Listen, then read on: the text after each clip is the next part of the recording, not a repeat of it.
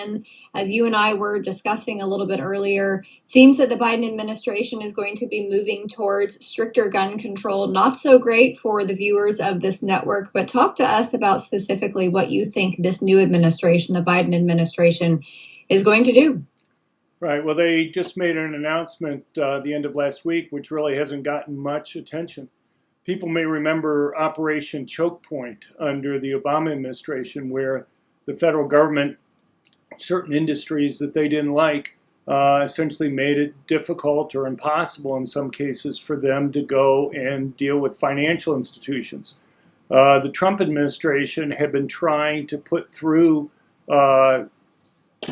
regulatory reform that would go and make it so that there couldn't be that type of discrimination by financial institutions on behalf of the government for law-abiding industries, that they had to treat all legal industries the same.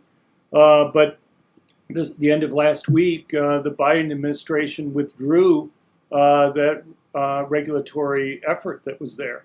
So it looks like we're going to be going back to the time where different manufacturers of ammunition or guns are going to find that banks are unwilling to process their checks or process their credit cards that are there. It's just one way of trying to drive companies out of business and to make it so that ammunition and guns are going to be a lot more costly than they would have otherwise. They're moving on other fronts. During his first 100 days, Biden has made it clear that the one piece of legislation that he'd like to see get passed would be one that would change the liability rules for gun makers.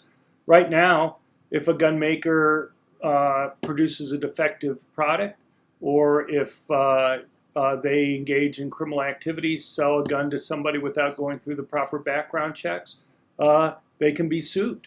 But the changes that the Biden administration would like would make it so that gun makers and gun sellers would be liable for any harm that results from their guns. So, you could imagine if this applied to car makers. 4.5 million people are injured in car accidents each year.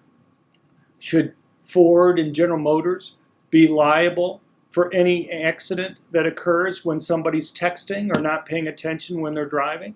Should they be liable for, let's say, lost wages, pain and suffering, health costs, even though nothing was wrong with the way that the car operated, that the problem was purely in terms of the person who was driving and not the manufacturer's or seller's fault? Be pretty clear, it would make cars much more expensive, probably drive many companies out of business. And that's essentially what they want to try to do with gun makers. Yeah, and following that logic, I would say that kitchen manufacturers like KitchenAid who make pressure cookers better watch out, because that makes about as much sense as suing the manufacturer of a pressure cooker for things like the Boston bombing. It's just unbelievable. But, I don't think that logic plays a huge part in all of this. I've always found it to be so befuddling that Democrats don't understand the very basic principle that happens to be the title of your book, More Guns, Less Crime. But alas, I guess we'll have to wait and see what happens. Dr. John Lott, we appreciate you so much coming on, and we'll have you back. Thank you very much. Steve, I appreciate you too. Back